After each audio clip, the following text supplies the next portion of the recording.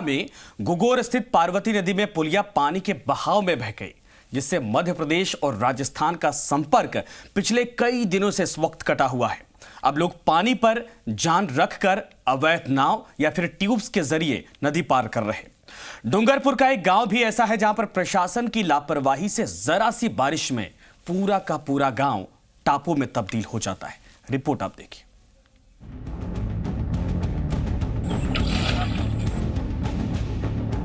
इन तस्वीरों को देखिए और सोचिए, ये सफर मौत की मचान पर अपनी मंजिल की तरफ बढ़ रहा है।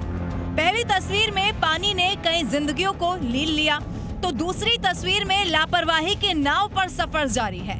जरा सोचिए, मौत के साए में ये सफर कितना मुफीद है मंजिल के लिए।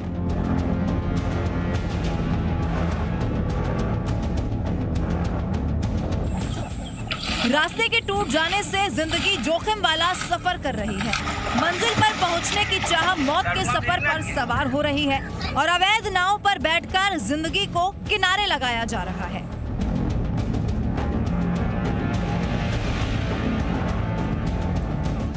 इन चीखों को सुनिए, पल भर के लिए ठहर जाइए और फिर सोचिए, कहीं हम इस सफर को जिंदगी का आखिरी सफर तो नहीं बना रहे हैं।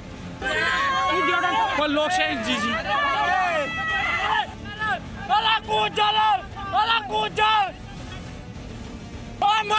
बचा लेना,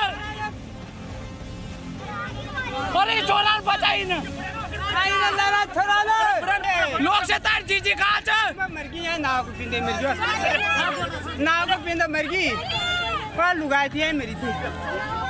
चलो, ये चीखें जिंदगी की आखिरी अल्फाज हैं। उसके बाद पानी के दहाड़ हैं। इन चीखों से कानों के पर्दे फटे जा रहे हैं, क्योंकि ये मंजिल के सफर पर निकले थे, लेकिन इस सफर ने इन्हें अनंत सफर पर भेज दिया।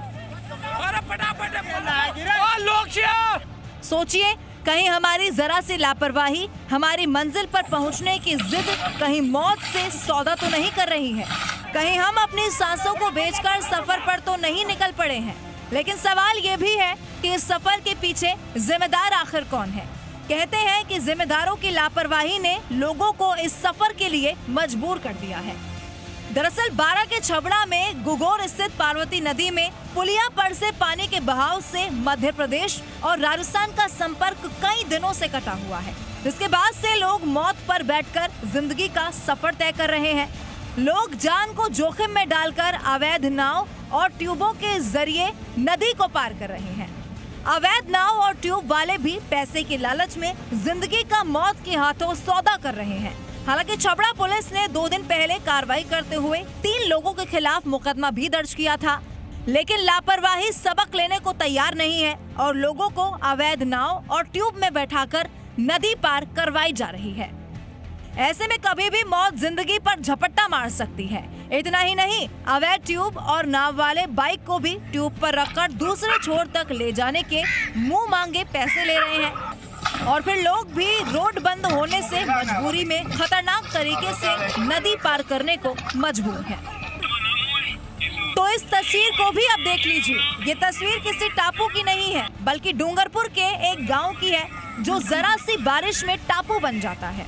सरकारें जनता की सहूलियत के लिए करोड़ों रुपए खर्च करती है, लेकिन अफसोस जमीन पर पहुंचने से पहले ही सरकार की कोशिश का दम निकल जाता है।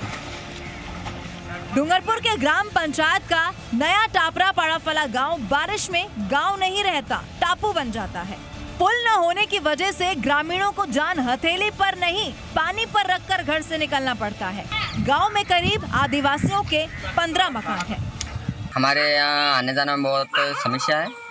लोग नाव से आते हैं, जाते हैं, रिस्क तो है ही, और उधर से टूब पे जाते हैं, नहाते हैं, और अंदर 1, 2, 3 मौतें भी हो गई हैं। गांव वालों का कहना है कि पूर्व सरपंच के कार्यकाल में पुल निर्माण के लिए 80 लाख रुपए की स्वीकृति हुई थी, लेकिन बैक वाटर में पानी कम नहीं होने से पुल निर्माण हो ही नहीं सका।